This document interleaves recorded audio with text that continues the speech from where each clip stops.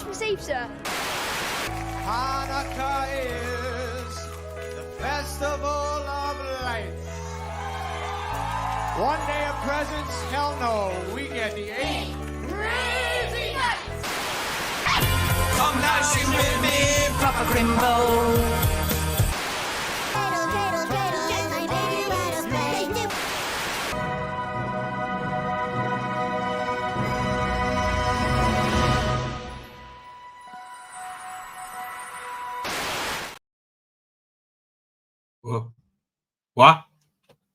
What? Who? What? What just happened? Nothing good. What the hell? Wow. That 60th anniversary sucked ass. I think we could all say that 60th anniversary sucked ass. I'm a bit speechless, right? Honestly, I'm a bit speechless because that was shit. Okay, let's be clear. I think that was shit. I mean, it says to me that they really don't know how to do this character. Even Rusty Davis and the BBC. I think anybody who is stuck with this mentality of white guilt, which is so much guilt and so very white, right? It's so awfully racist, isn't able to write television, right? Or isn't able to write Doctor Who, that's for sure. Okay. It's like, I was like, yeah, honestly, I've just finished watching it. I watched Doctor Who Unleashed. It was a bit of a stress fest. Let me tell you, it's because I have a VPN which I watch it with. Why? Because Disney freaking Plus here in Israel doesn't give it to me till tomorrow. So I normally watch it with a VPN. Tested the VPN before I did my stream earlier. No problem. Played live BBC. No problem whatsoever. Because BBC want you to be able to play live BBC because that helps with their ratings, right? And so I signed off and I put it on because I like to have it running for like 5-10 minutes before it starts. So I see this number. No, wouldn't play. Doesn't play until I end up watching it upstairs. And I think it was something to do with like Wi-Fi. So I ended up watching it on 4G on my phone, right? In my kitchen because I don't get any reception down here. So I'm gonna have a much better idea of it tomorrow when I watch it. I'm gonna have to watch the Rusty Davis in-vision commentary, but I found it okay. There were very good elements to it, like there have been throughout the rest of this 3-episode season. Right, there are very good elements to it, but I don't know. It's is it better or worse than the Star Beast and Wild Blue Yonder? It's about the same, frankly, right? It's about the same. There's no subtext. Okay, let's be clear. There is zero subtext in this whatsoever. You know, Rusty Davis is like, it's glorious to be gay, and everybody loves being queer. It's glorious. I mean, it really is. Seems like he's shouting it from the rooftops. Especially when you see the trailer for the Christmas special. What I tell you, I don't see this being the phenomenal hit that the 2005, 2010, or 2005, 2017 run was. Right, I do not see it being that sort of hit because I don't think it connects with people. Right, which was Rusty Davis. I think strongest attribute. Now again, there were very good aspects. Neil Patrick Harris was freaking awesome as a toy maker. Right, he did a dance number, and it was good, right? I like him fighting the unit troops was very good, right? But I found the story very thin. And then, you know, we have the ending. We're going to talk about the by Regeneration.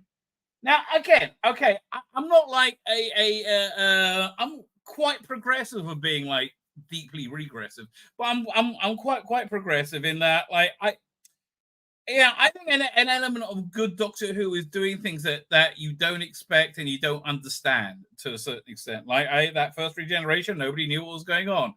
This Regeneration, nobody knew what was going on. But I think the difference is it seems to be where we're scraping the bottom of barrels of ideas to try and work out what to do. This felt very much like fan fiction to me. Reasonably good fan fiction, but like it didn't feel like Doctor Who. Again, what feels a lot more like Doctor Who, and I really recommend you go and check this out. Season 14, season 12, season 13, season 14. These are well, this one's an anthology. I've got a story in this one, but these are written by Alex Lees. That feels more authentically Doctor Who than this felt to me. Right? I felt the story was just thin and reasonably dumb, with some good creepy moments in it. Right? Okay, this one needed to work. It needed to be a two-parter, right? It needed more room to flesh it out, to build up the villain, rather than having a quick flash to seeing a still of William Hartnell or Michael Gough, right? It was very weak, right? It was a very weak plan. And again, the villain's very good, but the it just. I'm not so mad that it didn't make sense, right? I'm not really mad at all, because clearly, right? I mean, if you're watching this and being honest, you are forced to say that something happened with the Capaldi regeneration that shattered reality, because nothing made sense from that moment onwards, right? And things continue not to make sense. And I think it's made for a very small demographic, right? It's made for a very, very small group of people. The Russell D. Davies queer crowd. I mean, look here. Let's have a quick look at the trailer for Christmas, because this is the direction it's going. I just don't feel it's that good, right? I don't feel it's that good. But we're going to be looking at a lot of stuff. Okay, let's just start with this. Now, again, my head is kind of spinning a little bit. Yeah, look, come on. You want to tell me this isn't a gay doctor? This is so a gay doctor. Right? This is how he's introducing the Christmas special. Yeah, I'm sorry. This is a gay doctor. This is something that you do if you're gay, and being gay is very centrally important to you when you're writing fan fiction, right? The doctor is in a club. Is it a gay club? I don't know. But it feels like very much like a gay doctor going into Harry Potter. Merry Christmas. Yeah, come on. This doesn't feel like Doctor Who to me. It doesn't. It feels like a self-insert, which I think Rusty David has had one or two self-inserts into Shooty Gatwa by the looks of it. But the queer world is not a majority world, and I'm not saying lock all the gays up and they can never be seen. I'm just saying it's not mainstream, right? This is not. We're all fine with people being gay, right? Well, literally everybody is fine with people being gay, but not everybody always being gay all the freaking time. So this feels more Doctor Who. I'm the Doctor. What's up there? But again, I really separate this era. I think I separate everything from the Capaldi era onwards. I'm sorry. It's this it's unrecognizable. Goblins. Oh, yeah? Time travelers are great. Like, wow. Ah! Hold on tight. I mean, he might be good as a doctor. I really can't tell. Right? I think he's got to climb out from behind his own ego a little bit, right? And do the job, right? But he looks like it's going to be the gay doctor. Who are you? Again, we're in 2023, baby. We are in 2023. This was really weird, right? It was really weird. So, they had a weird bi-regeneration, and they said we're not going to explain it. They didn't explain the clothes changing when the doctor, when Jodie regenerated into Tennant. Didn't explain it. They kind of explained why he had his old face again a little bit, but doesn't really work. And so now essentially you have two doctors and two TARDISes, and he ends up living with the nobles. So essentially, they have David Tennant in the back pocket. He can come back any time at this point and age, and it's totally fine, right? It seems to be for all they're talking about how wonderful Shooty is, it seems to be a real lack of confidence in Shooty, right? Rusty Davis explained it as like, I always thought it's I like doctors going back and meeting past cells, but I wanted to meet the future cells, meet the next one.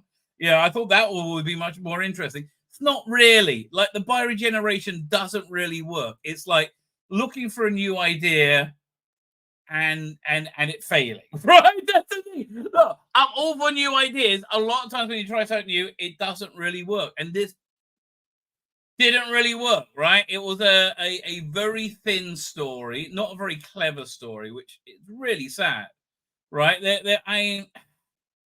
Virtually all the stories I've seen with David Tennant, Doctor Who stories, have been much cleverer than this. This was reasonably dumb.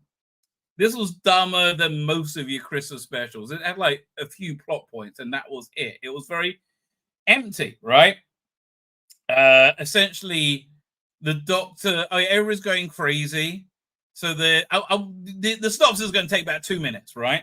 Everyone's going crazy, as we saw at the beginning. Wilf is mentioned, but very much not seen anywhere, right? Anywhere in this episode.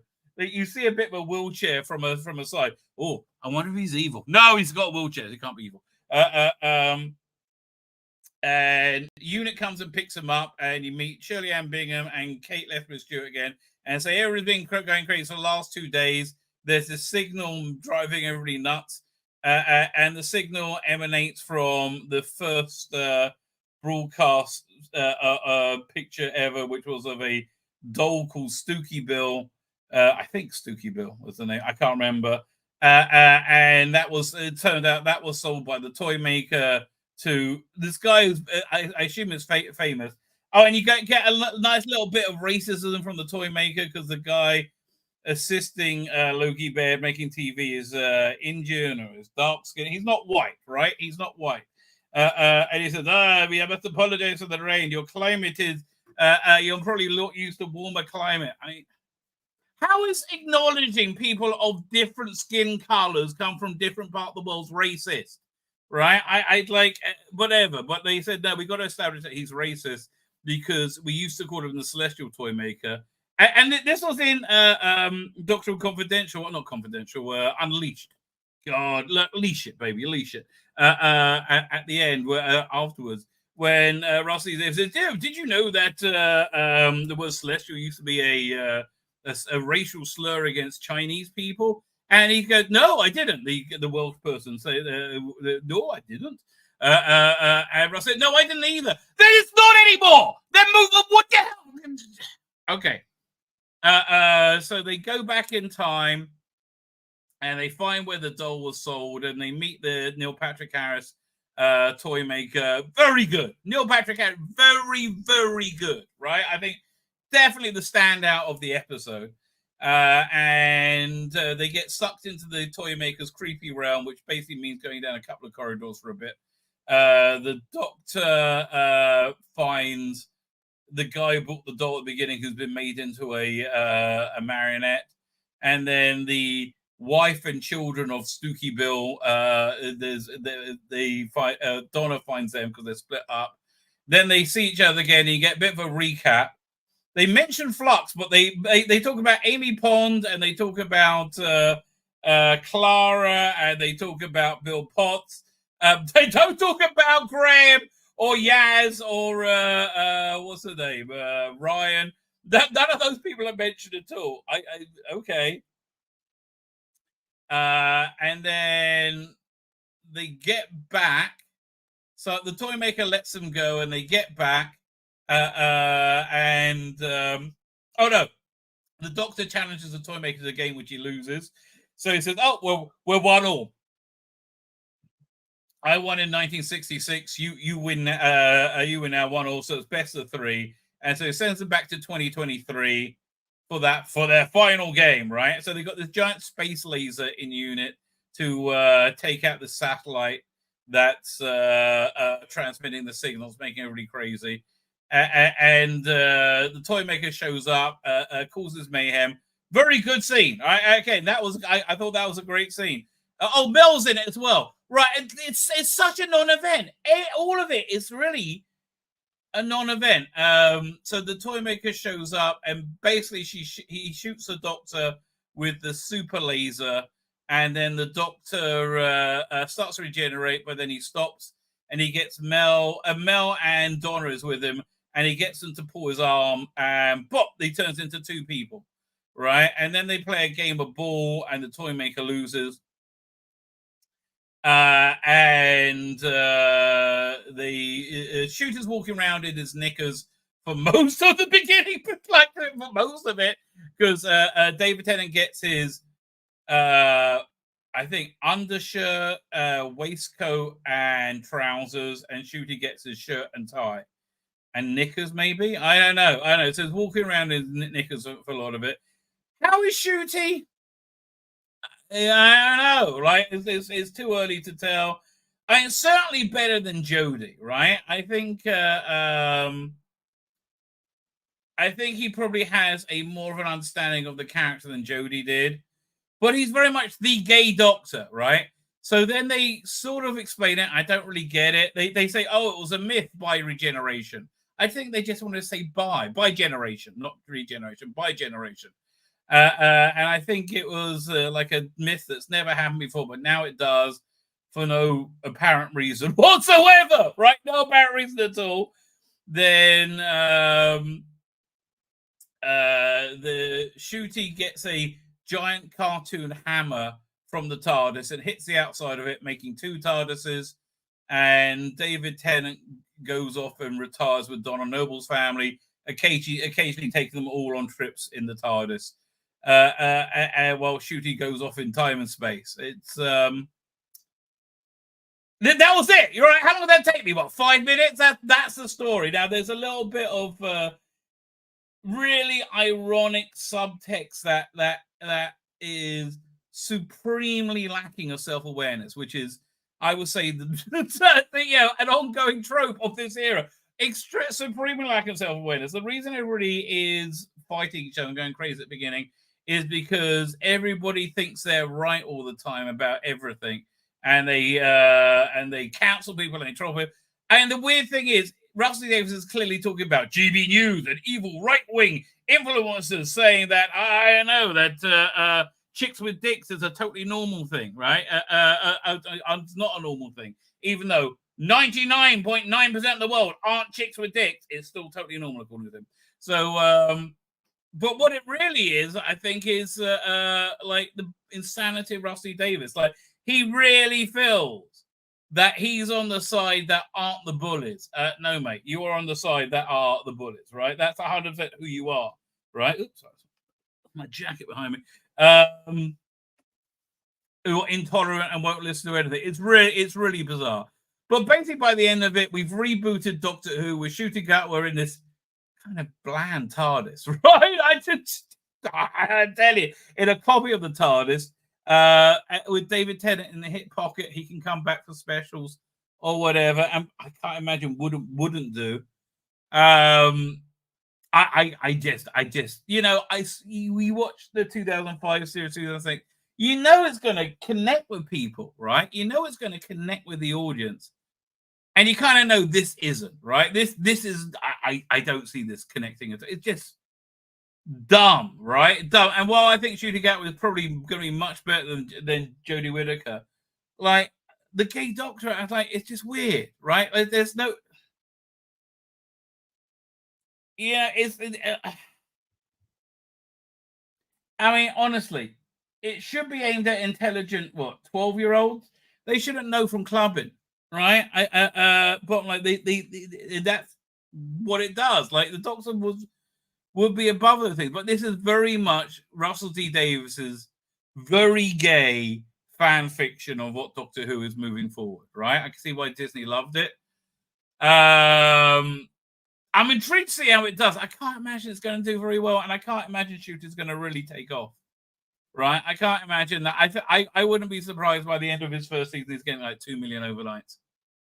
Yeah, I just don't, because, like, I don't know. I don't think, there's an appetite for that anymore, right? It's not 2017, and I don't think Russell Davis really understands that, right? It's really, but there were, like, you know, good bits to it. Was it better than Star Beast, right? That's the question.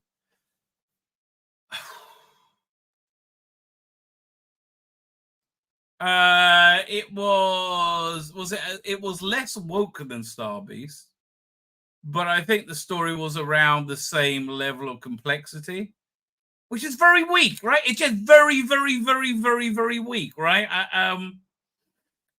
Look, I said I'm listening to what's the name? Chimes of Midnight right now. A really seminal audio Doctor Who story. I'll pull it up. I'll say a really seminal audio Doctor Who story, which it was the actual story. There wasn't really a story in this, right? It was it's just a bit dumb, right? It's just a bit dumb for me. Here, let me pull up Chimes of Midnight. Man, $3.75 for good Doctor Who. If you haven't heard this, this is a big recommend. 1 second, doing. Here it is. Was it Robert Sherman? Yeah, listen. This is a real Doctor Who story with an actual story in it. I would recommend that. What we saw today. It's not as dumb and annoying as Star Trek Discovery. It's kind of somewhere between Star Trek Strange New Worlds season 1 and season 2. Season 2 being cack, season 1 being quite watchable. I think closer to the season 2, frankly. There's no straight white males anywhere, right? And it just seems a bit strange seeing as that. Yeah, I don't know. Like, okay, straight white people are the vast majority of the audience. And that's not saying if you're not straight and white, you're bad. It's saying there's a lot less of you than there are of the straight white. And I'm like, how's that a bad thing? I don't understand. But like, they don't explain the bi-regeneration. They don't, again, which I'm not really that opposed to. Really, I'm genuinely not that opposed to them not explaining it. I think that fits into. Yeah, but into Doctor Who, if only the overall vision worked, and I don't think the overall vision on this worked at all. Right? I don't think the overall. These stories have been bland and forgettable. I would say in these three specials, they've been bland and forgettable. Oh, 1 second. Here, let me send the link. So somebody else said they could come on. I told him to. I friended him on Facebook. There we go. Here, I sent a message. Fine, let me just send this guy a link because he wants to come on. I'm intrigued. I'm like just a little bit like I don't know what to say, right? I really don't know what to say. Here he is doing. Yes, link sent, right? Link sent. I'm going to do the chat and then we will we'll move forward and try and take apart this episode, which is, was it good? No, I'm sorry, it wasn't very good, right? It just not what I would call good anyway, right? And it seems to be like leaning much more heavily into like fantasy, Harry Potter fantasy mode, right? And I think whoever said it earlier was absolutely right. I think Rusty Davies is trying to replace the place in culture where J.K. Rowling used to be for the trans people of the world, right? The trans obsessives of the world, and I don't think there's many of them about. The bottom line, I don't think there's many of them about. Right, let's say a look at the chat, see what everybody else thought. Catherine Fee loved it. Well, good for you. I'm glad you did. Obsidian Curse says, okay, that was crazy, but liked it. Very good. Shooty is a wall-to-wall charm. I just couldn't really pick that up with him prancing around in his knickers. And they have David in reserve, which I think is a real diss to Shooty. Soren says, that was Obsidian Curse. Soren says, yes, there's 2 of me now. Oh, I give up. And no mention of Yaz whatsoever when they went over the whole companions. Short is it. That felt like a cop-out. Yes! Oh, yeah, yes, it did.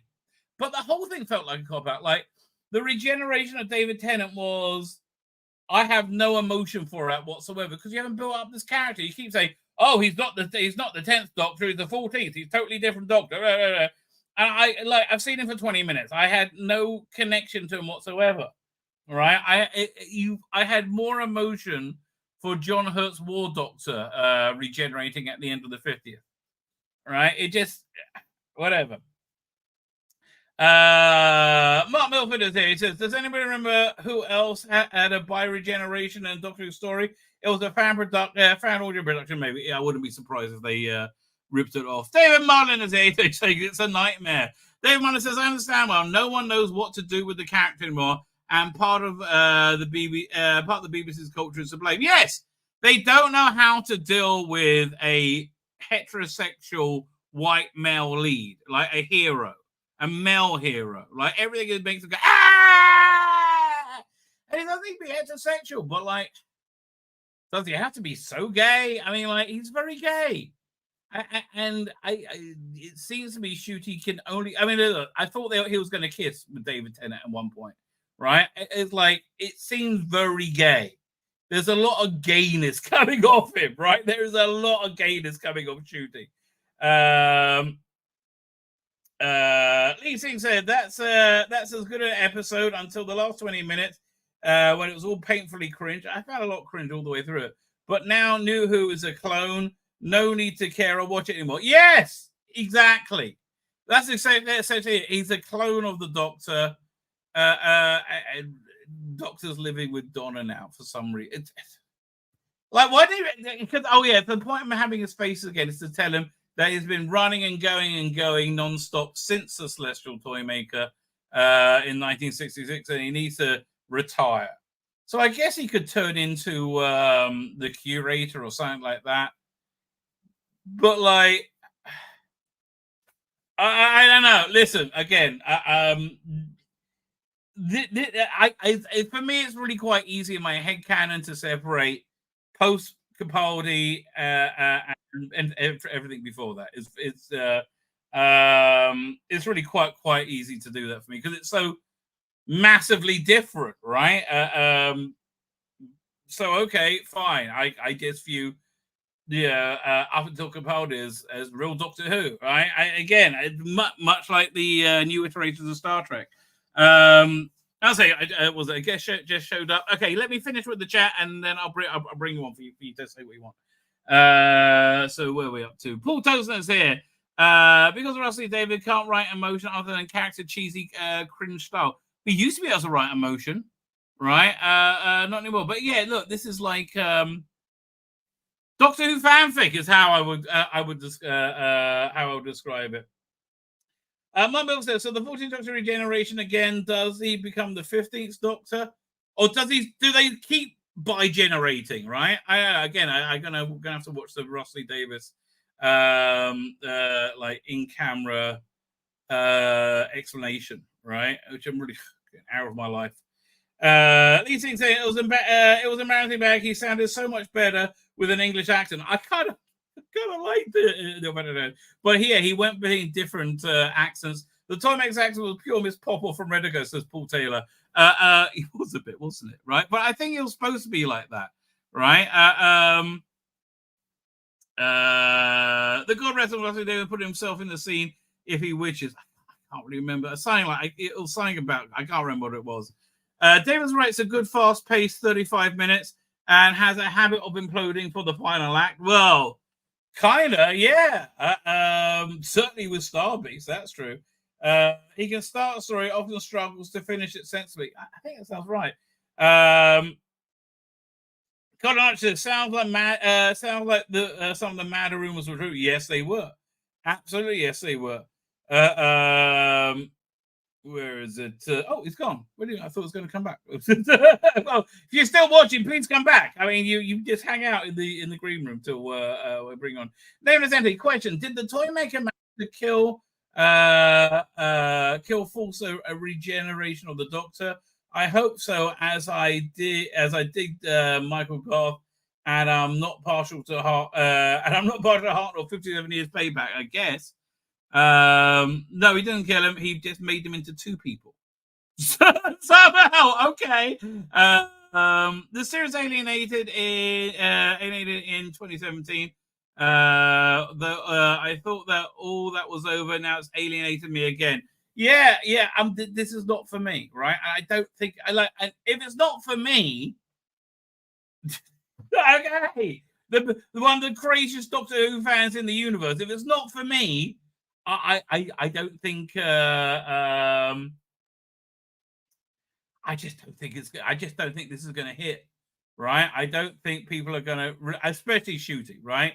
I think people are here for David Tennant. I don't think, I just don't think shooter's going to be able to maintain people. Was it Father Miller says it could have been worse. It could have been, but I hate to tell you this. Every time you have Yasmin Finney in it and you keep talking about what a beautiful girl she is, right? What a wonderful girl she is. It just, yeah, I'm sorry that you want to normalize your kink, right? But I don't think it's going to take off, right? But Mark Limerick says, point of the story. Shooting looked good. Tenet was a waste of time. The entire 3 episodes was a waste of time, right? The entire 3 episodes was a waste of time. Terry Lee Rigby says he hasn't seen it. I wouldn't. I mean, out of curio, maybe. Duo Woman says they shout on everything. Did they shit on everything? I think the 3 episodes shat on the 60th, right? So Amaro says the curator, I think you're right here. Curators are good for modern Who when Neil Patrick Harris on screen. The rest was awful. Yeah, I would say awful. Just didn't engage me. Gary Brighton is here. Get your trousers on. You're Nick Sonny. Absolutely. Fly Highland here. Russell Davis, a leg man, clearly. Yeah, look, I mean, like, again, you had Shooty running around in his knickers. I don't think there was a subtext with that. I think that was what pretty much want to do. Darren M is there. You're doing Darren M.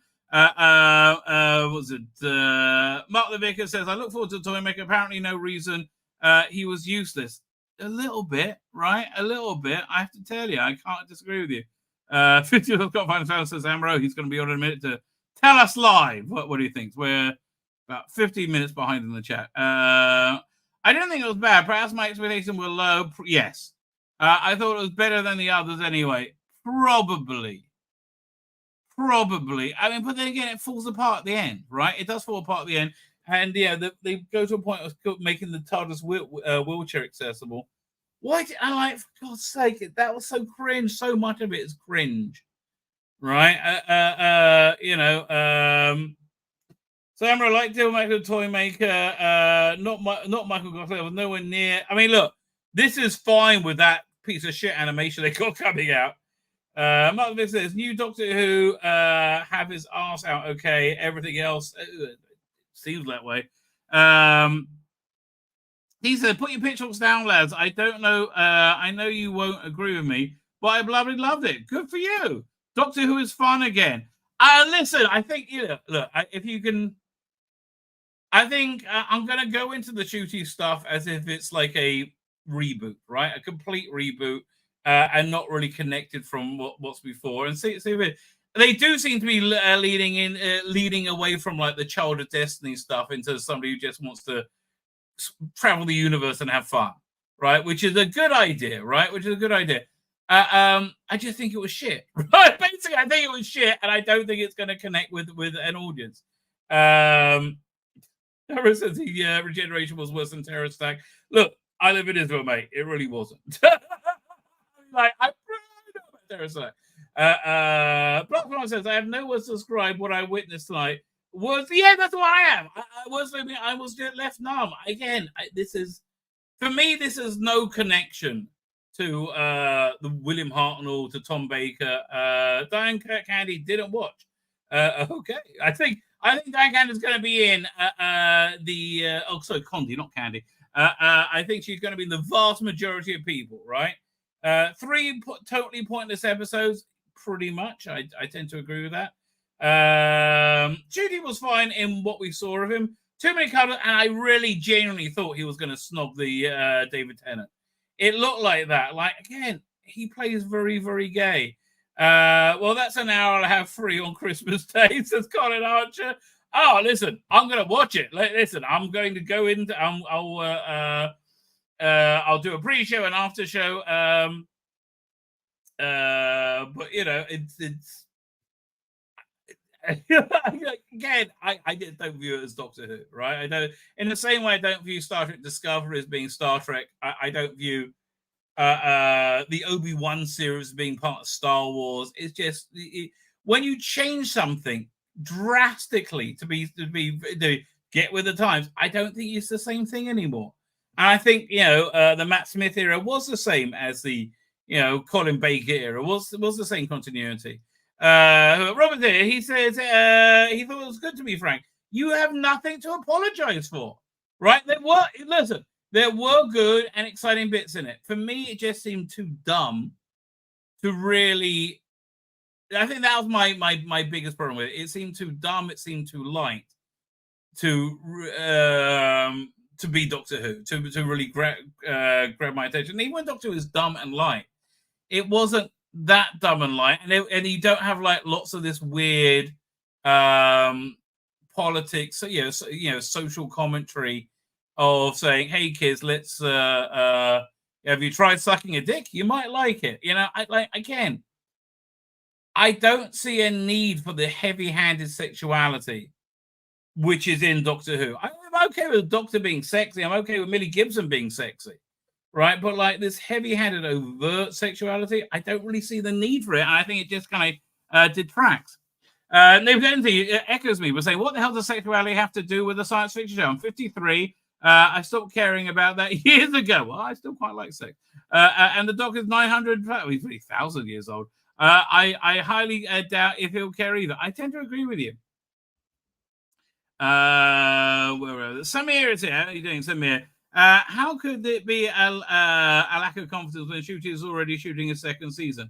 I'm saying that they're keeping David Tennant, who they believe to be a popular person who will always bring in ratings, in their back pocket, where they can just wheel him out without any problem whatsoever.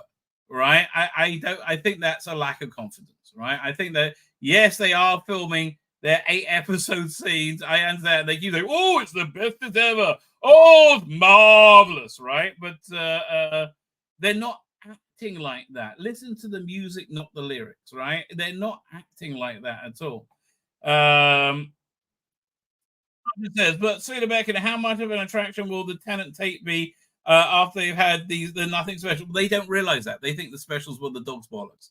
They think the specials were fantastic. Everyone's going to love them, right? Russell Evans is like, oh, this is going to tear apart fandom. No, it just wasn't that good. Like it was just like you put a mystery in, and there's a lot of stuff. It just wasn't that good. I'm not asking you to explain everything. I'm asking for it to be good, right? And there wasn't enough there for me to log onto to say it's good. Tendon will satisfy. Honestly, says DC. You would have to have a heart of stone and soul and custard. I wasn't moved by it at all. Not to be moved by. I wasn't moved at all because I had no connection to this Doctor. No, like he was there for 10 seconds and now he's, like it wasn't sad that he was going. It's sad when Matt Smith left. It's sad when David Tennant left the first time. It just wasn't to me. I had no connection to him, right? So what we're talking about, Lonnie is doing on it. Mum said Mel has traveled with Glitz for how long? 20 or 40 years? 20 or 46 years, and she was 24, and so now she's in her late 50s.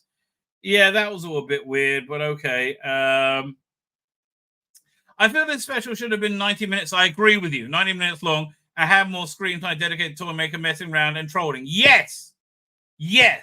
I definitely agree with you there, right? I think it was just blink and you miss it, kind of, right? So I wasn't overly sucked in by it at all. What about his Doctor is gay? One second. Let me just show you. Yeah, this one.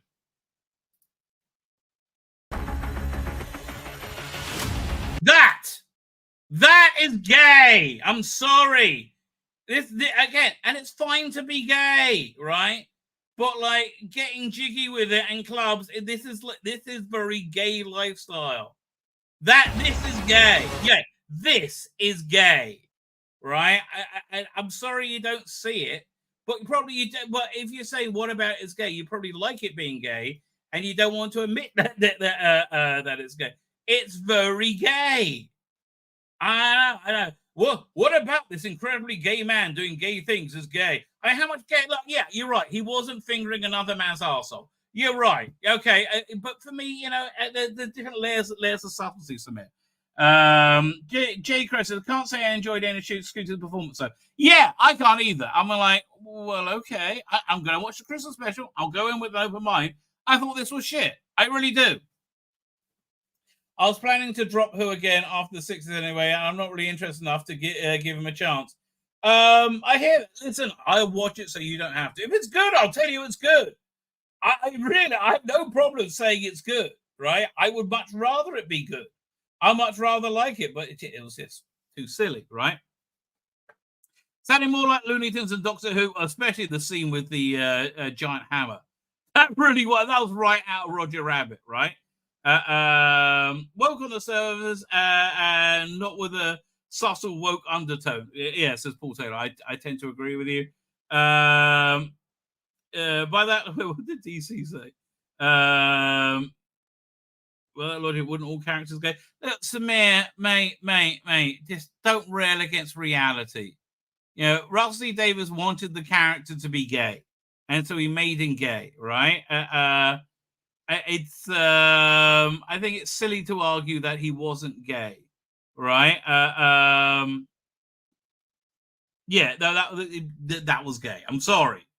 And it's, again, I'm not saying keep going away from TV, but like, again, I mean, like, I didn't need to see Lala Ward sucking Tom Baker's dick, right? I didn't need, although Lala Ward, well, she was basically, especially during City of Death, about to rub one out just looking at Tom Baker. She was tripping with horniness. Darkness over here. What does everybody think? Mixed, I think. I think this is something that's going to have to settle with people. But yeah, look, we'll see what's coming next, right? This stuff. So glad I didn't pre-order them. Oh my god, so glad I didn't pre-order these specials. For me, Doctor Who ended in 2017, right? And that's even stretching it a little bit. You told us, to me, it's a blank canvas in a way. Yeah, it is, but I just find it kind of boring. All the Doctors have been by. No, Samir, you're wrong. All the Doctors have not been by. All the Doctors have been asexual because we didn't need sexuality in Doctor Who, right? They have not been bi. That's ridiculous, right? That's a ridiculous reinvention to, I think, not justify, validate a queer, a queer worldview, a queer lifestyle, right? They have not been. At no point did I see John Pertwee was willing to tongue Joe Grant or Sergeant Benton. That's ridiculous. John Pertwee's Doctor was asexual, as was Patrick Troughton's, as was Tom Baker, as was Peter Davison. I mean, like with the Eighth Doctor having a bit of a snog with Grace blew people's minds. I think the Doctor having a romantic relationship worked as a one-time thing with the PTSD Ninth Doctor going into the 10th Doctor, right? And I think more than that, yeah, right? It's a mistake. But look, if you like it, you like it, mate. I'm not going to tell you you're wrong for liking something. I'm saying I don't like it. Why do I have to like it for you? How's that impact on you? I think Tommy managed to lift it above the Star Beast. I know that Star Beast was pretty darn good, though. Beat the Beat was pretty darn good. Did you personally like it, Rabbi? No, I did not. Right? I was like looking forward to it being over. Right? That's basically where I was. I was like, oh, it's enough now. New series announcement with David Imminent. Could well be. Could well be. He says, your homophobic fat uncle. That is a great handle. No, your hornophobic, your hornographic fat uncle. Sounds like me. Rusty Davis and his ilk want the cachet of being a minority while making everybody think they're not a minority. Exactly. Totally agree with you there. I've heard good things about the new Godzilla movie. Yeah, I really want to see that. That looks excellent to me. Holden 190 says, bollocks, Rusty Davis has insert through the 40 to 50. it did look like that was going to go down. I mean, let's be fair. Your holographic fat uncle says, think about this. Shooty's doctor is a timeless child. And at some point, the doctor merged with the timeless child. Shooty is the timeless child, and David is our doctor. Maybe I couldn't really care less.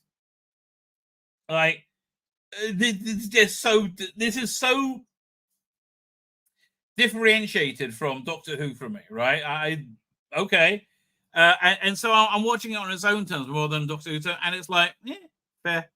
Adam Timeless says, and now there are more current doctors in Doctor Who than there are doctors in the local medical center. Mind you, I could have said that last week, but that is also true. RJ says, like, WTF by Regeneration. Yeah, it just seemed like a bit of a cop-out, right? It really did seem like a bit of a cop-out. Again, what about him as gay? Looking and acting gay. I don't understand what's confusing you, Samir. What about looking and acting gay is gay? Well, the looking and acting gay, right? Look, Amara says, yes, he did kiss the tenant, but on the forehead. I thought it was going to be smack on the lips, right? I thought that was going to be so. Looking and acting gay is gay. I don't tell you, what about the rabbi's Jewish? Him being Jewish? Yes, I'm a bit Jewy. It's okay. Robert Payne is there. How you doing, Robert Payne? Mr. Humphreys in the TARDIS. He's free. Do I set that picture up? Where is that picture? No, we're going to see it. Mark Kavanagh's here. It felt shallow camp. Yes. Agree 100%. Shallow camp. Aims at it, but feels just flat. Yeah. For me, that's exactly that really echoes where I am. Well, they retired the original Doctor, so I may well retire from watching at this stage. Yeah, listen, again, there's really, if you're a Doctor Who fan, I see no real reason that you would like to watch this. If you're gay, you're probably going to love it, right? If you're gay, you're going to love it. If you're a Doctor Who fan, not necessarily. I would think by Regeneration would mean that, I mean, let's face it, he just wanted to say, get the word bi into Doctor Who. This is Rockin' Robbie of Loxley. I would think a bi Regeneration would mean Tennant would regenerate into two Doctors instead it's more of a spin-off where Tennant stays and spins off Shooty. Yeah, Shooty is a spin-off Doctor, right? It just seems like they're like, well, we love Shooty, but maybe we'll keep Tennant around, right? He was a bit camp, but it was charming camp. I really didn't get to see enough of him to work it out. The trailer for next episode looked very camp, right?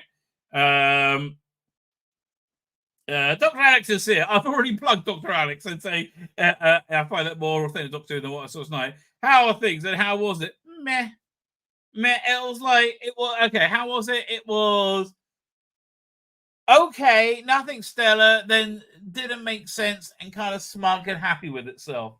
And going in for me, just didn't do anything, right? Not a thing. This is going to be like Star Wars, too much content churned out with no regard to quality. Well, you can certainly say that about these 3 episodes, which were, look, Neil Patrick Harris lifted this one up above, I think, the other 2. Right, but again, there wasn't enough of him, right? There wasn't enough screen time in general to make it a real threat, right? But Mill said, I think the 3 stories would have been better handled as a single story, and it was 4 or 5 episodes like a classic era. I tend to agree with you. Yes, I think you're right there. The Master's coming back. Oh, yeah. They talk about he played a game with the Master and he lost and he got sealed in his golden tooth.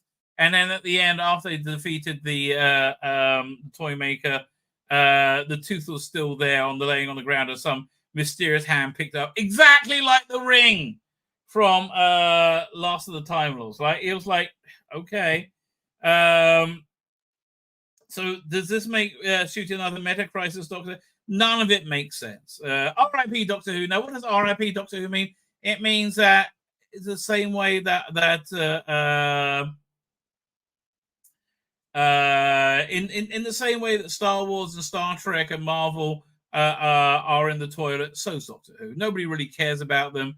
And like, let's have a look at the trends. See how that's going on. I got trends for me, but let's go on to go down here, trends. Let's just take me out, and we'll look at the trends in the UK. Did anything come up? Oh, it's doing pretty well. I mean, if this is trending in the UK, it's #1 right now. So again, if this is not just me, but fine.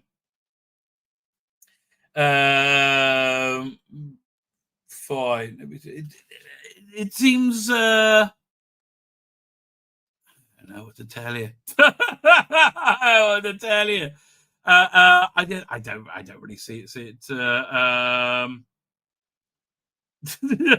Like, okay, it's not as Shooty is clearly better than Jodie. I just saw a picture of Jodie. Shooty is clearly better than Jodie. But I mean, that's like saying, you know, having your arm cut off is slightly better than having your bollocks cut off, right? I would rather neither, frankly. So yeah, no. So Doctor Who is trending in the UK right now. Let's go on to personal. There we go, trending for me. Fine. Where are we up to? So DC says it's going to carry on winning it. She's a B-Rose, bros. So for a season 14 better, much better. Gary James will not continue watching it. Andy Dwelly will. So Russell Davis and 15 be a couple in real life. They certainly look like it. I mean, look, that famous picture of them hanging off each other. If there was a male and female heterosexual stars, they would be flagged for being deeply inappropriate. But yeah, the rules never apply universally. Alden Mirabalis is here. How are you doing, Alden Mirabalis? We're nearly caught up there, Amro. I'm in the middle of lawn work, but I've got to say they upended canon. This wasn't a celebration of 60 years. It was Russell Davis fanfic celebration. It was about 60 years. It wasn't about 60 years. It was about Rusty Davis. Yes, I agree with you. There we go. Keep going through the chat. Nearly there. Nearly good. Joseph Adam is here. One on David Tennant tomorrow Christmas special called The Christmas Invasion. Well, yeah. Yeah. But I don't think you see David Tennant being much for a draw after this. Right? Adam just said he enjoyed the Dalek battle with the Ninth Doctor. Well, they could have really done a bit more of that. I wish Peter Davis would come back 16 and 15 to work together, right? Fine. Mark Evans says Kinder, exactly. Kinder, like season 20 in general. These are like real clever science fiction stories, right? Even Douglas Adams, they got really silly. These are clever science fiction. This wasn't, right? This was just it's a bit dumb, right? It was a bit dumb.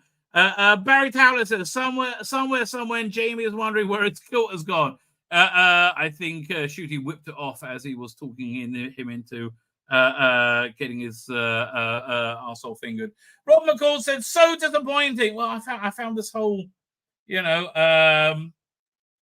this whole 60th celebration be disappointing in every way, shape, or form, right? So, Steve Amaro, Reverend Steve Amaro, asked to come on. He wanted to say, I have no idea what he's going to say. Steve, please don't say anything that gets me in trouble.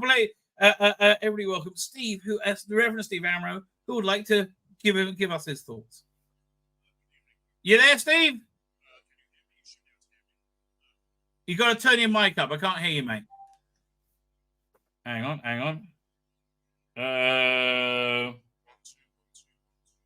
Can't hear you. Oh, so is there anything you can do with your microphone? Oh, one second. Here, you're sending me something in private chat. Can you hear me? No, I cannot hear you, Steve. I hear you like whispering. Fine. Let me know in private chat when you're ready. So the hand picking up the tooth at the end, where people are thinking it was Jinx Monsoon. Okay, who cares? I really, that's where I am. Who cares? Fine. So let's have a look at some stills from this. Let's go. We'll go in. Where we are? Where do we start? Firstly, better still than anything else. Like this is better than anything that was in the episode. So yeah, he's taken to unit headquarters and he just notices Mel working there. That was really it. And it's nice seeing Bonnie Langford, but there wasn't really much character work at all. David gets shot with the massive space laser thing. He starts to regenerate, and he asks Donna's on one side and Mel's on the other. And he says, "Grab my arms," and they start pulling, and this happens. It's just Bizarreville.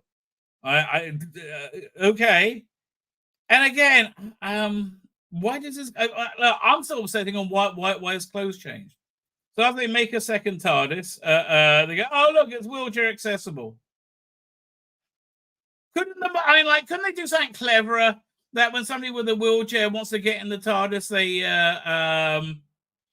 they're able to. The TARDIS just morphs and lets them in, or something like that. It's just dumb, right?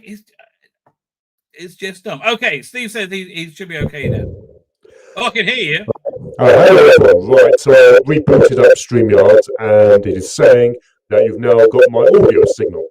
Okay, but now you're a little bit distorted. Hang on, how's it now? Better? Bit better.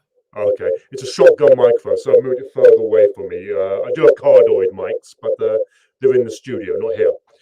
Okay. Cardioid mics what you use on film sets and on studios. But anyway, there's a lot to unpack with tonight's episode, isn't there? Oh, I'm sorry. There's too much. What did you say? Well, I said there is a lot to unpack with tonight's episode. Well, yes and no. Well, yes and no. No, and it doesn't really matter. Yeah, I suppose you could say it's like a big fancy box, and when you open the box, there's nothing inside, and it's not a good sign. I mean, I was saying on Twitter, one thing I liked about this episode was Neil Patrick Harris playing the Celestial Toymaker. There was not enough of him, and it wasn't done properly. There was no development of him as a character. So if they'd developed him like they had with Michael Goff in the 60s 4 episode, then we could have got more and developed. And I said on Twitter, one thing I disliked about this episode was bad writing. No character development, no narrative screenplay, no plot development. It's always little cut scenes. It's short scenes, very episode I scenes. think you're right. I agree and with that you. And that seems to be a problem in a lot of modern writing. Either people don't know how to write anymore, or they assume everyone's got an attention span of 30 seconds. I honestly, I think it's more that Russell Davis is just quite on his own thoughts to a certain extent, right? Maybe he simply can't write sci-fi very well. Sorry? So maybe he can't simply write sci-fi very well. No, I just think he's so strongly believes in his own abilities, and he lives in such a bubble that I don't think he. I don't really think he understands. Like, that's basically about like he lives in such an incredible bubble. He doesn't understand that he just shit the bed. Yeah, and that bubble is also inside an echo chamber, which he loves. He loves his echo chamber. He does like his echo chamber. It appeals to his narcissism. So he's surrounded in an echo chamber. He's very Look. Yeah, this has been very Russell Davis' narcissistic coup, right? I agree with you. I mean, yes, if you look on Twitter, when he writes on Twitter, the way he abused fans, it's very hubristic. It's like, I know best because I've been appointed by the BBC, and screw you who've been watching it for like you and I for 45 years, so probably from the end.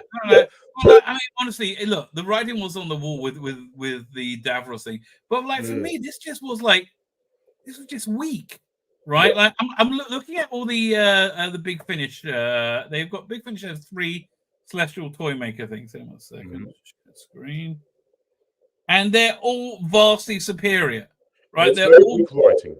Yeah, they've all got much stronger writing, and I expected better from Russell Davis. Yeah. I just felt it was weak. This is very good. 250. I would recommend it. But the thing is, with the Big Finish stories and everything, these are the old-fashioned classic era episodic cliffhanger style stories.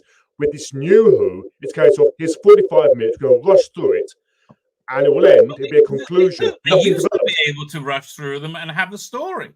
Yeah, but they can't anymore. I mean, really, they don't. I mean, like, again, and they were like, yeah, let's do it.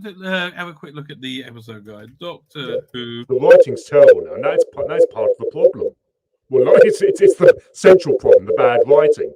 And on top of the bad writing, they're shoving in an ideology and agenda that RTD. Well, I think that's where the bad writing comes from. Right. Okay. So look, I'm a quick scan through the first season right here, the 2005 season. Rose was a more complex story with more complex with less time.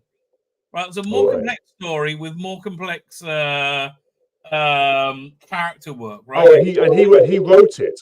I was surprised. I see his famous screen that he actually wrote that episode as well. Yeah. No, again, yeah. I think everything Rossi has written up until now has been quite good, right? I think the end of the world is, equally less simplistic than this. Alien London Bubble Fits, two-parter. What else did he write? Boomtown, yeah. And now it's very lightweight, very empty, and very rushed. Yeah. It is. It's very lightweight, right? Whereas, New Earth had more to it, and that was quite simplistic. Tooth and Claw had more to it, right? Love and Monsters had way more to it. Army of Ghosts and Doomsday, these are Smith and Jones, The Runaway. All of these things. It's just weak, right? It's just weak writing, and lots of it, right? Shockingly weak, frankly. That's right. Go on. Sorry, carry on, Rabbi. No, you get you were saying something. What I'm going to say with tonight's episode, it was the attraction was seeing Neil Patrick Harris do a good performance as the Celestial Toymaker, but with very little material to work from, and the rest of it was just empty padding and badly done. There was they certainly spent a lot of money on it.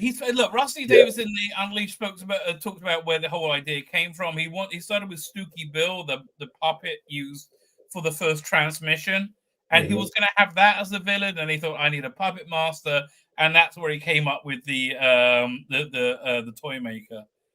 But that was really, again, this is I found it very weak and dumbed down, right? Yeah. That's basically what I found it very dumbed down. It has all the weight of a helium balloon. But part of the story was that the Celestial Toymaker has been manipulating humanity, wasn't it? That was part of the story. But we saw no development of that. So if this had been running, say, a 2, 3, or 4 episode story, when Doctor and Donna entered the Celestial Toymaker's domain, we could have seen, rather like in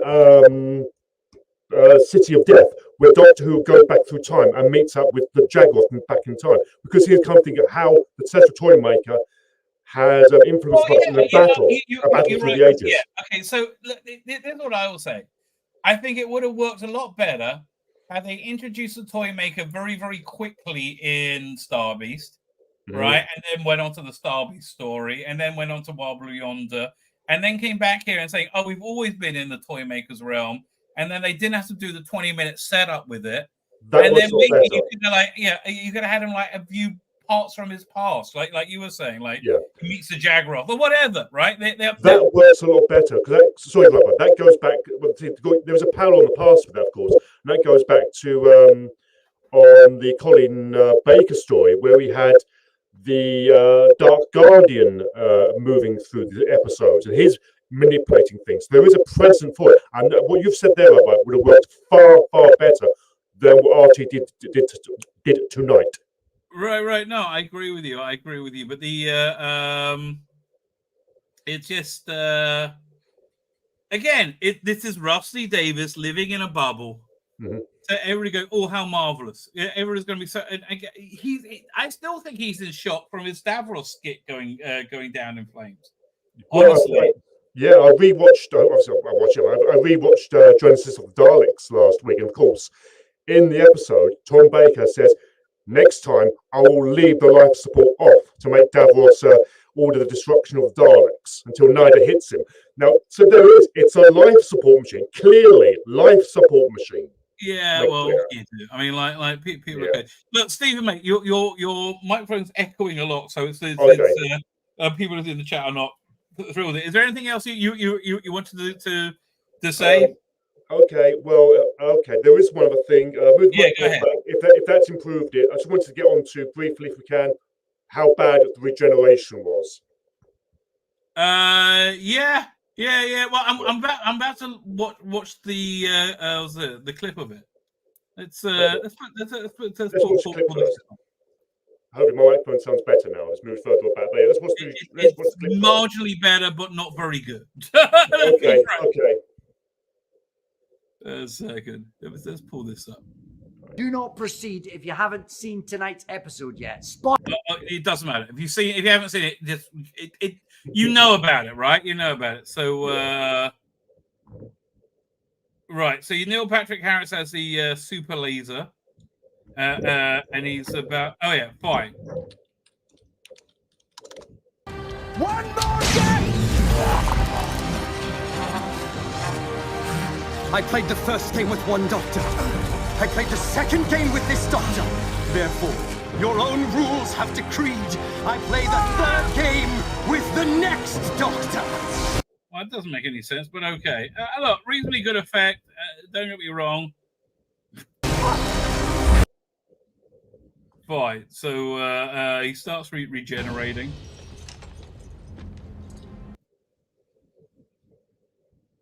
And they say, we're not going to let him die alone. Bill, he comes up. It's okay. It's not dying. I know. But you're going to be someone else. It doesn't matter who. Because every single one of you is fantastic. That's debatable. That's debatable.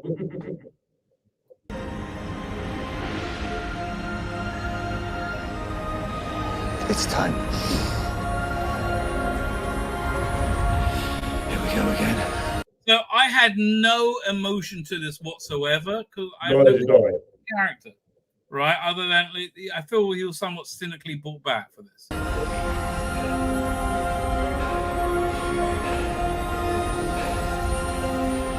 Allons-y.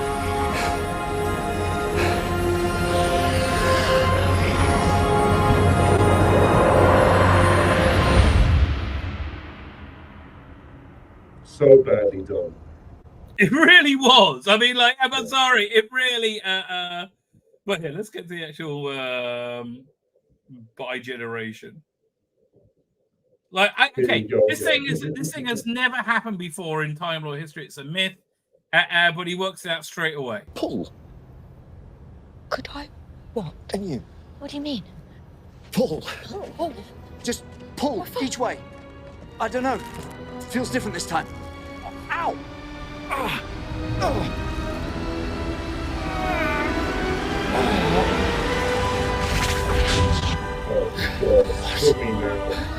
What? No way.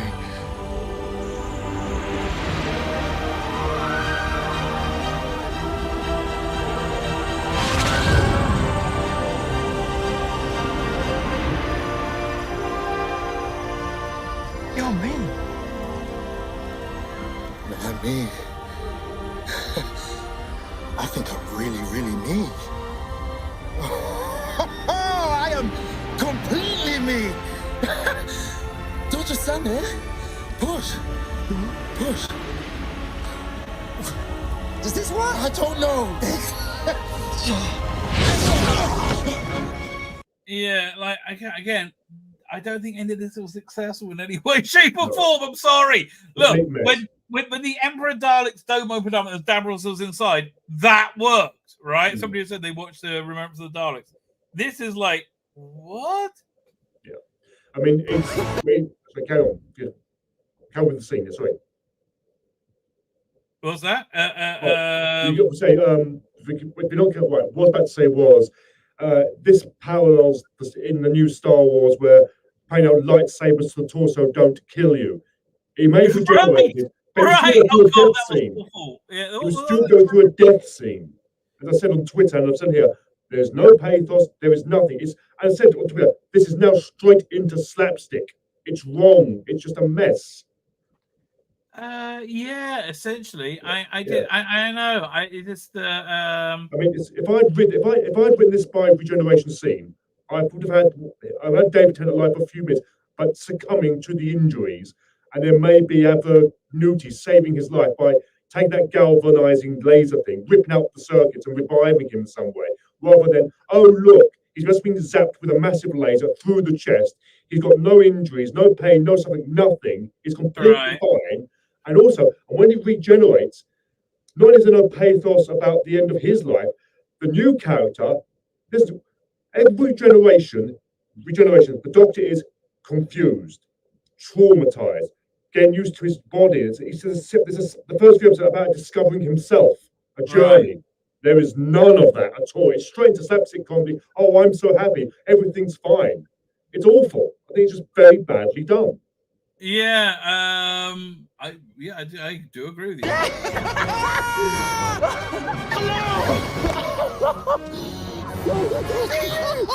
So good! Now, someone tell me what the hell is going on here? No, someone tell me where my trousers are. Well, again, I think that was done quite on purpose, right? On purpose. He has a tie, he has a shirt. Why hasn't he got trousers? Well, we know why, because RTD. Well, no, the reason is because the by regeneration is that Shooty gets his shirt and tie and knickers and shoes, and David gets the waistcoat and trousers and undershirt, I think. Yeah, but even when he goes to TARDIS, in the TARDIS, he still hasn't found a pair of trousers, has he? No. No.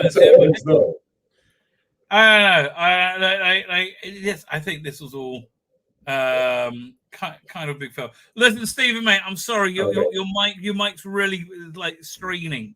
So look, you won't come back on any time. Just try and get your mic sorted out first because it's really muffled.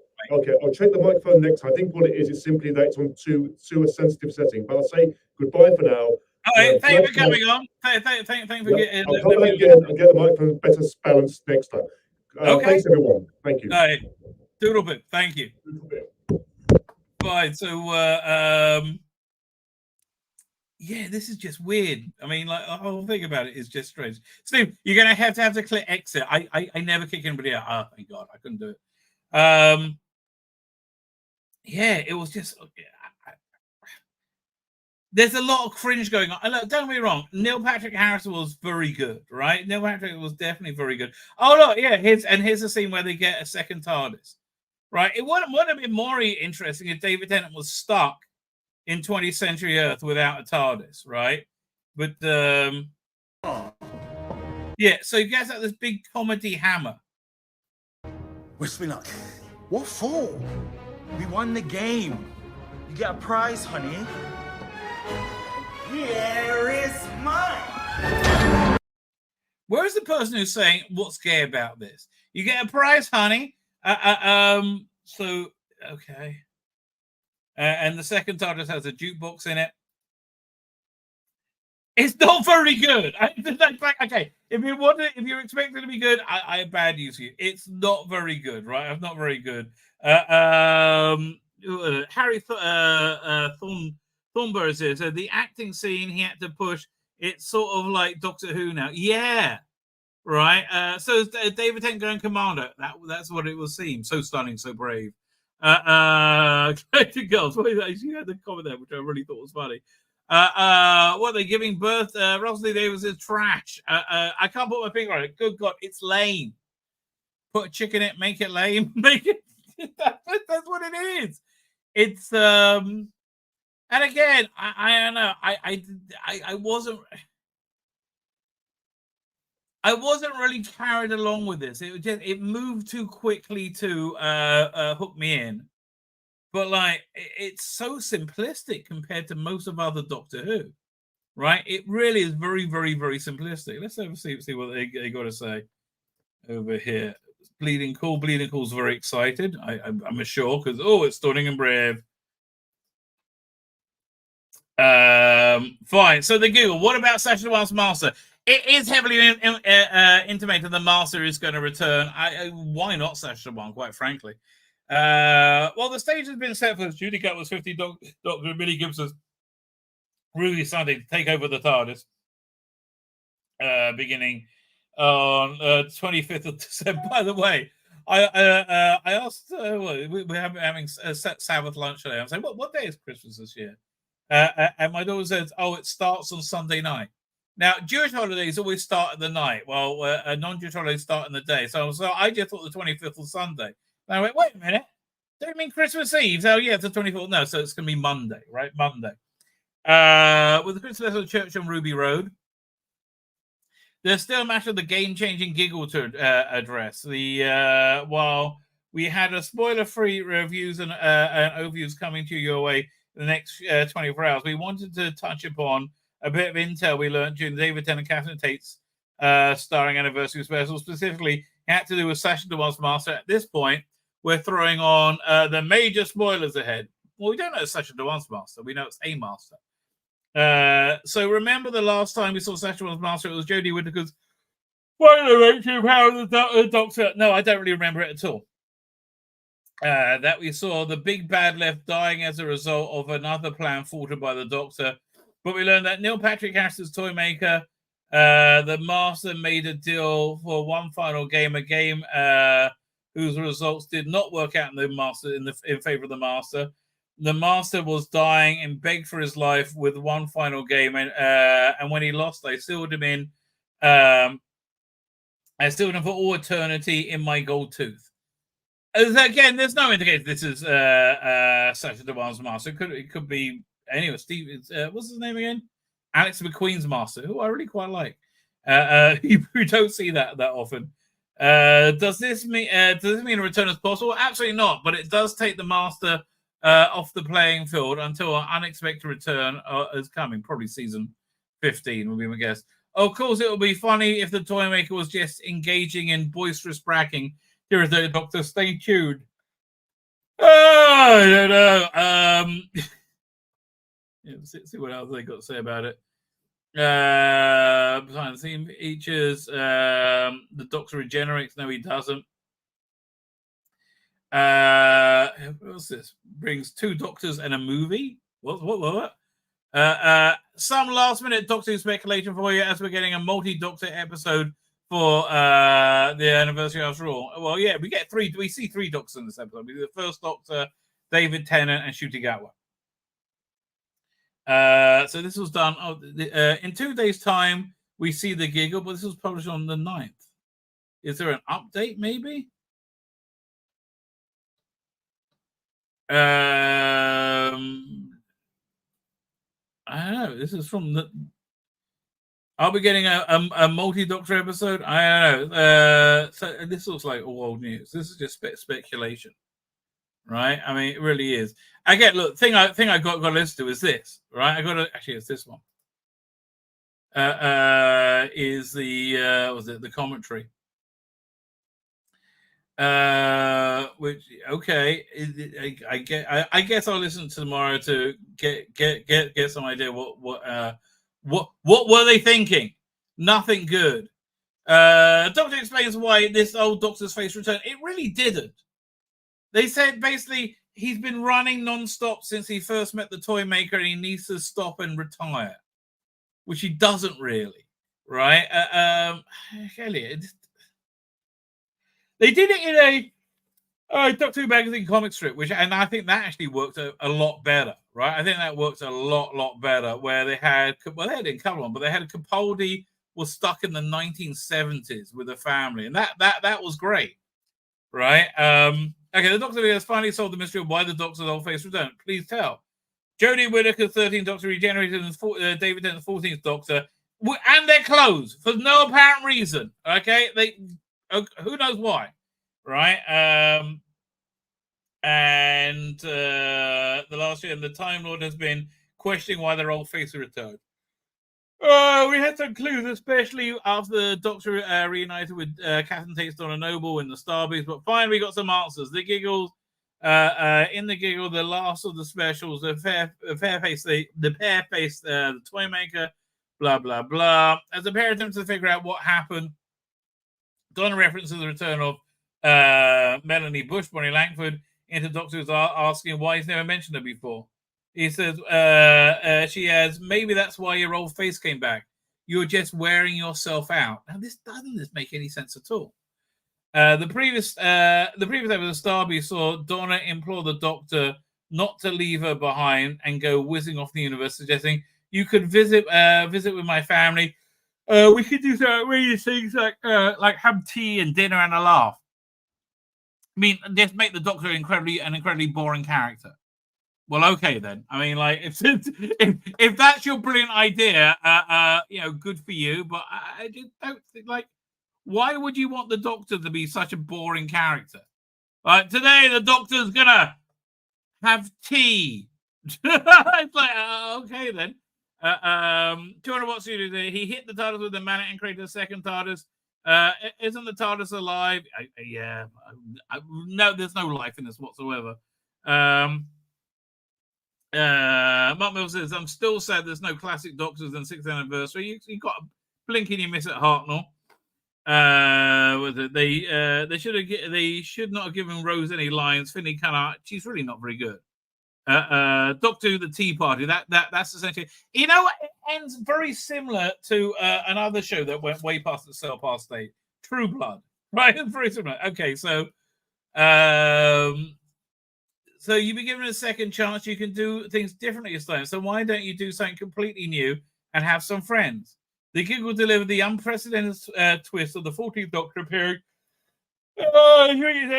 only to by generation into split into two.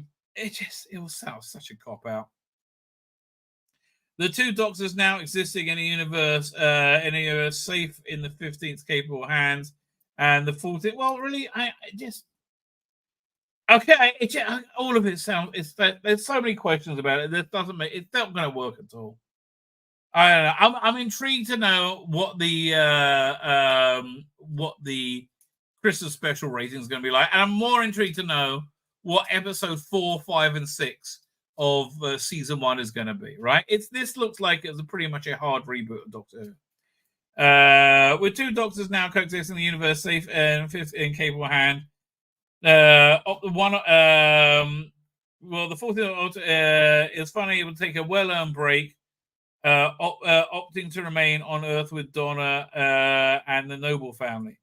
I worked out what happened. You changed your face and then you found me, Donna explained. Why? Do you know why? To come home. If he's going to go home, go to Gallifrey. Still with his own task, it seems the 14th Doctor won't remain entirely grounded, even taking Yasmin, Finney, Rose, and old friend Mel on an adventure or two. I guess this is where Big Finish can really fill in. I don't know. Like it just seems to me that Doctor Who has really lost its way with this, right? It just really, really genuinely lost its way. Why should it go was Doctor debut is so important to queer fans like me? I understand it's important to you, but like, why is it being important to you more important than anything else in the world, right? Growing up as a closeted LGBTQ person, Doctor Who was my escape, and the long-awaited arrival of Shooting Gatwa as the Doctor is ushering a new era of queer representation and iconic BBC sci-fi series. And I think basically people are going to go, bye!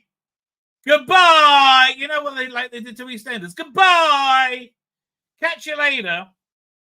As a second-generation immigrant, the culture clash between me and my parents has at times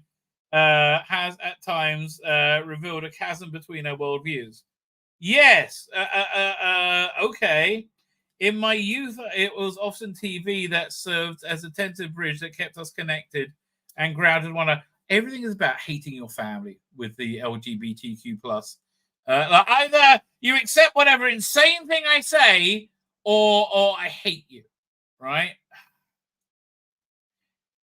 Some of my fondest memories was with my dad was considering down watching on Saturday night to watch the latest episode of Doctor Who with David Tennant, my first Doctor through Jodie Whittaker's era, the first female Doctor. I bet you weren't watching with your dad then. A milestone moment for gender equality in British television. How is it gender equality when you made the characters shit and everybody hate them? Honestly, I am intrigued to see how this goes down for the British public. I mean, look, it'll do fine on Disney Plus, where it's only going to get a couple of 100,000 viewers to be a massive success. In 2005 reboot of the sci-fi series was overseen by queer folk Rusty Davis. Oh, I hadn't noticed. So it's no surprise to include subtle and overt forms of LGBTQ plus representation. Yes, but again, the chicks with dicks thing is probably a little bit too far for most people.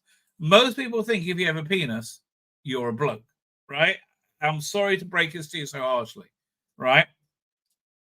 The interesting thing is this. Where is it? Oh, that's the wrong thing. Hang on. It was over here. Sad bigots make over 100 complaints to the BBC over Yasmin Finney trans storyline. Okay. What makes them bigots?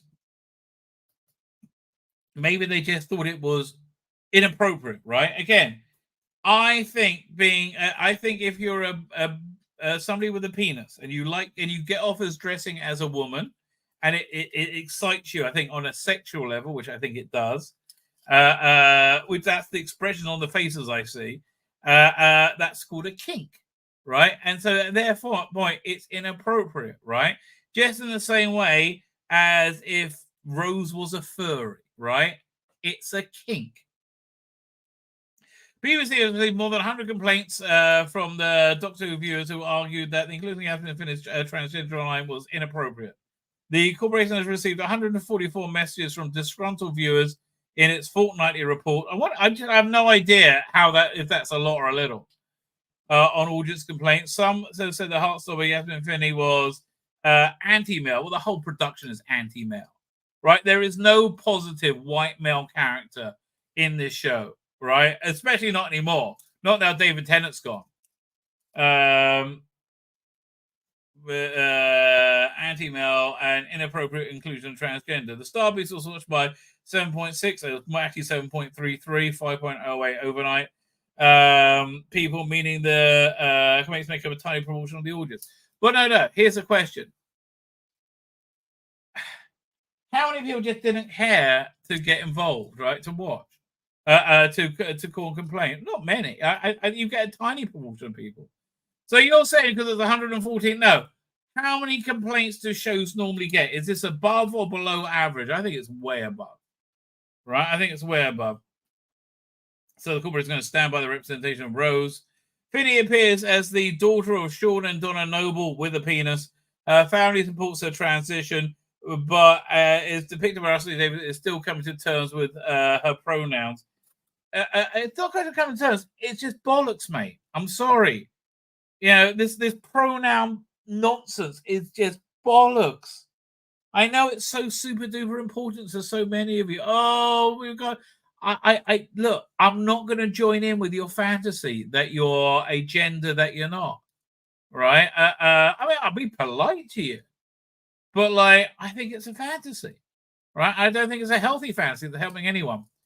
At one point, the Starbeast, Catherine Tate's mother says, you have a kid, you think, oh, good, I've got it. That's mine. And she grows up the extraordinarily beautiful thing. She's not extraordinarily beautiful. Oh, and you think, where the hell did that come from? Well, I think most people see that when they see Yasmin Finney. And they go, how lucky am I? What, that I'm not like that? I can understand people think that. June press conference last month, David was unequivocal about his ambition to reflect more society on screen. But you're reflecting society less by reflecting it more, right? By putting in teeny tiny sexual kinks, it means it's less reflective of society, and I think that's where it's going to come a cropper.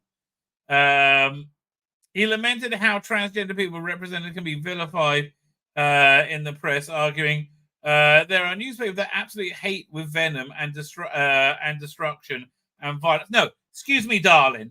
The people who hate with venom are you, right? Is the LGBTQ plus A? It is you hate anybody who doesn't agree with you, and you hate them with venom, right? This is pure projection, right? This is 100% projection.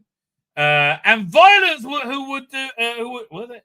The newspapers who hate and venom and destruction and violence, who would rather see that sort of thing wiped off the screen, destroyed.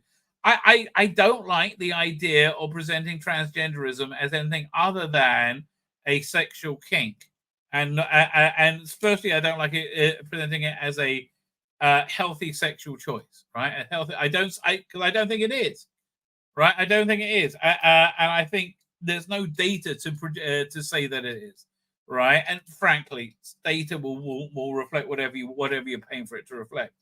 So we don't want to. I'm fine with seeing trans people on screen, right? I am not fine with seeing trans propaganda on screen, which is basically what all your new era is. Shame on you and good luck to you in your lonely lives. Excuse me. People who have trouble with this normally are more traditional, and they're married to their first wife, and they stayed married for decades, like I have, right? I don't have a lonely life. I've got a beautiful family, right? Because I don't go fucking people in clubs at 3 a.m. when I'm 50, right? That's why I have a family, right? That's why I have a loving family, because I don't do the same shit as I did when I was 18 when I'm 50, right? And I'm sorry, this is what Russell here doesn't get, right? Like, Russell, mate, you seem to be doing exactly the same thing now as when you're 18, right? Going to, like, venerating, going to clubs, getting shit-faced and fucking somebody in the toilet, right? That you'll never hear from again. Oh, how marvelous. Yeah, that's great when you're 18, and actually probably isn't, right? But by the time you're 50, it's sad, and it's indicative of a lonely life that you have, right? And then, yeah, again, they have hate and venom, he says, before spewing hate and venom, right? Deadline's got a bit of a lefty audience. Let's see what they have to say. I bet they're going to go, I was glad to include it and impressed how it was done so easily without hijacking the story. It was the entirety of the story. I firmly believe that we need to stop demonizing transgender people. How are we demonizing it? Right? I mean, other than your insufferable cunts. I mean, like, try that. Try stopping being insufferable, bullying cunts. How about that? And their representation in the media, their over-representation in the media, right? So yeah. I mean, like, don't believe this is the how people really genuinely react, because I don't think it is. Right? I don't think it is. But in terms of tonight's episode, oof. It was missable, right? Missable. Paul does predict 7 to 8 million overnight. I do not. I think 5.5 max. But I'm like, I can see it going up from Starbucks, right? Alderman Raditz says, under LGBTQ logic, I hate Wizards of Oz because they are cisgendered hetero. I would identify with Dorothy. I don't feel seen. Face screen smiling. Yeah, they have a very weird ideology. Donna's family says, Colin Archer, mixed race couple. Wife did not take her husband's name. Trans child. How very 2023. Well, listen, we mixed race couples. I don't think it's something anybody could really have a problem with in this day and age, right? Like, okay, I mean, I don't know.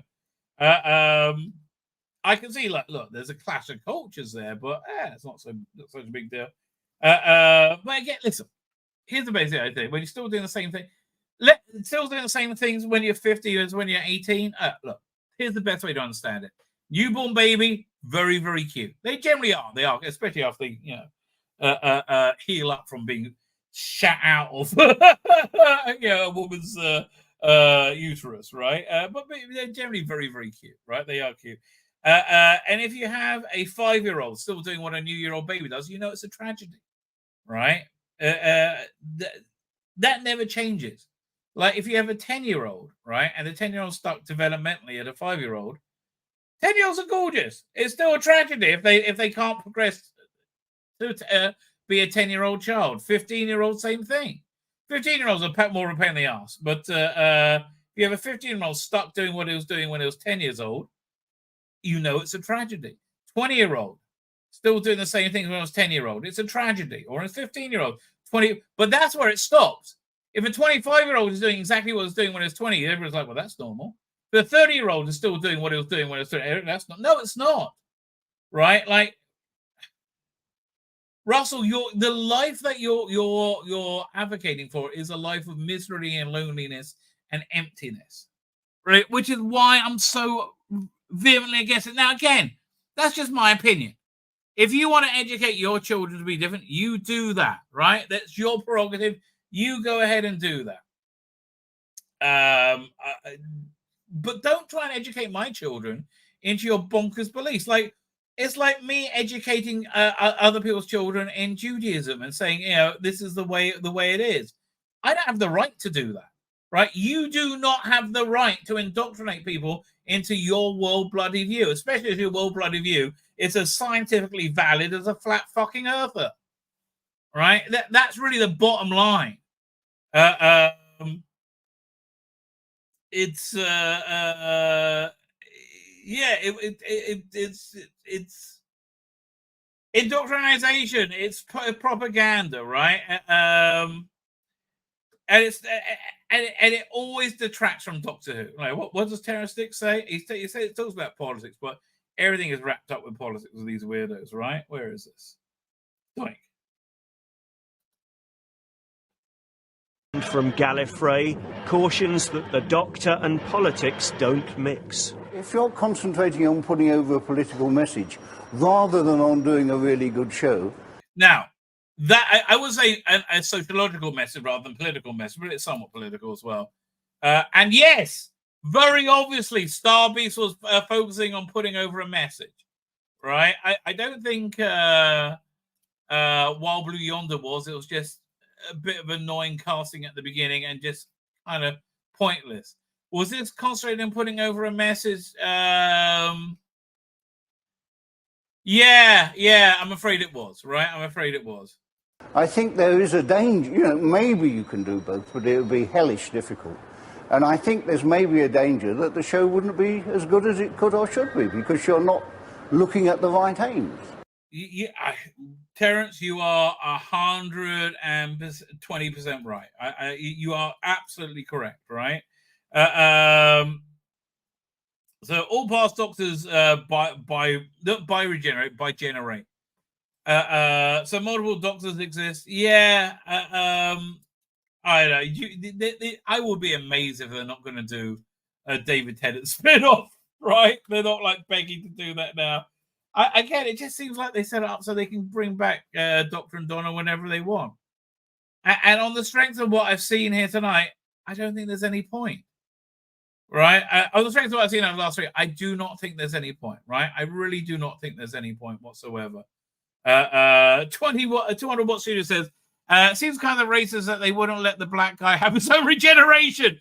It does seem kind of racist about it. It really does. Right?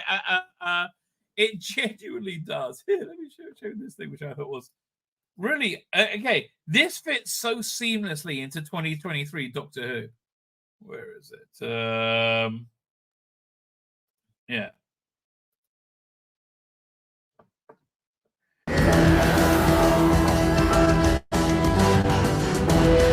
At least I used the right version of the theme tune now.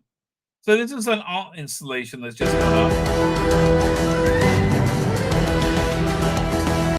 So if you squint, that kind of looks like David Tennant's Doctor. And if you squint, that's Ncuti Gatwa. It's not really well done, is it? I mean, it really isn't.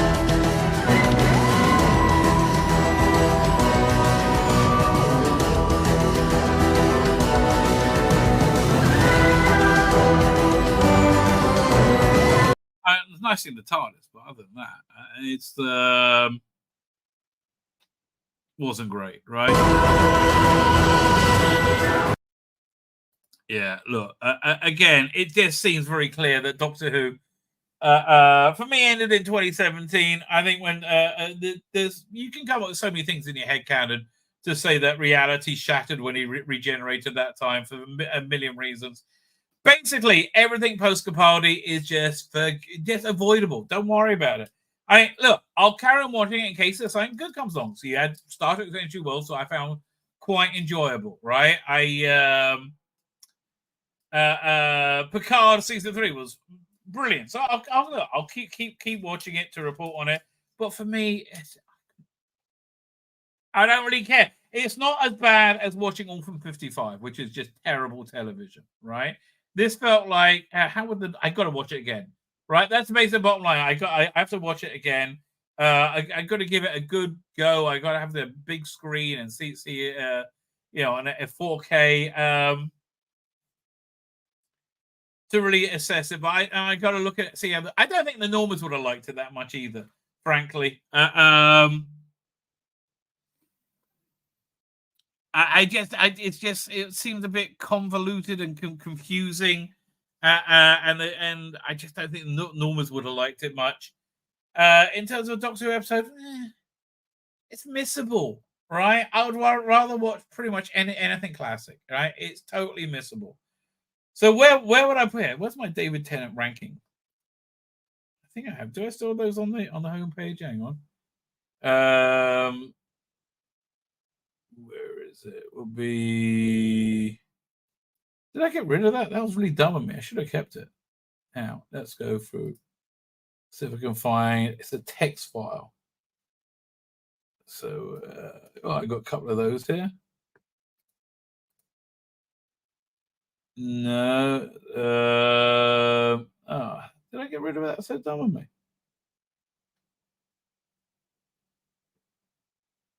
So where would I rank this? I don't know. It's it's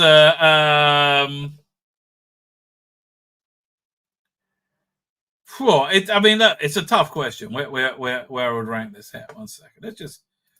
I'll quickly go through all of the Tennant stuff, right, and see if there's anything I think is better. I think it's better than anything else. So Rose is better than this. End of the World is better than this. Unquiet Dead Alien is better than this by a long way. Aliens London World War 3, much better than this. Dalek is better than this. Long Game, even Long Game is better than this. Father's Day is better than this. Empty Child, Dr. Dance is better than this. Boomtown is better. Because none of these things I had to overlook anything, right? None of these things I had to but I'm saying, even taking that out, this was, let's say I didn't have to overlook anything cringe, and then I'll put it about the same level as Boomtown. Right? Dr. Dancers, Empty Child, Father's Day, Long Game even, Dalek, yeah, all these are better. Bad Wolf, Parting of the Ways, a little bit worse than those. And that's taking out all the stuff you have to overlook. Christmas Invasion, New Earth, Tooth and Claw, School Union is fantastic. Yeah, this is towards the bottom of all David Tennant. It really is. It really genuinely is. Shakespeare Code. Lazarus. It's about the same level as Lazarus Experiment, without the taking out the bits of like what? Taking out the by Regeneration and Yasmin Finney being a beautiful girl. It's about the same level as Lazarus Experiment, which I think has been pretty much the what this entire run has been like. It's been very underwhelming. Like, it's been, even without the obnoxious woke shit that they ladled onto all of it, right? It's still not that great an episode. Is it better? Okay, without the obnoxious stuff, is the Sontaran Stratagem, Poison Sky better? It's about the same. It's about the same as those. So yeah, look, like everything else in 2023, Doctor Who, totally missable. Like it's totally missable, is how I would describe it. Right. Fine, it's coming. It's just gone midnight for me, so I'm going to climb the wooden hill to Bedfordshire, ladies and gentlemen. I will be back tomorrow at 5 o'clock with a much more in-depth analysis. I'm still a little bit, what? It was just like a bunch of bollocks, really. Right? That's really what it was. It was like, well, that's a bunch of old bollocks. That's how I would describe it. Fine with that, ladies and gentlemen. I'm going to wrap up. Have yourself a good evening. I will see you tomorrow. Fear Her was pretty dull. Fear Her's around the level with these ones, right? Yeah, I agree with you. So hit the end broadcast button. I'm going to hit it again and say good night.